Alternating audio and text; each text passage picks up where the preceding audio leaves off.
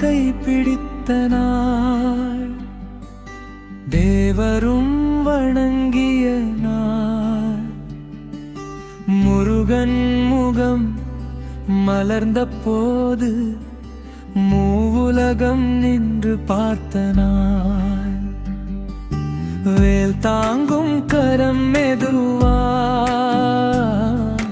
வெட்கம் பேசும் அவள் கணம்,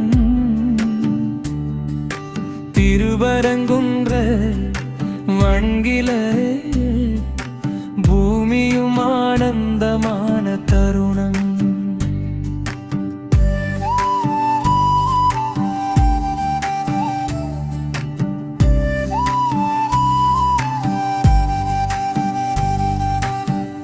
மௌனமே மந்திரம் ஆனது, மெல்லிசை வேதம்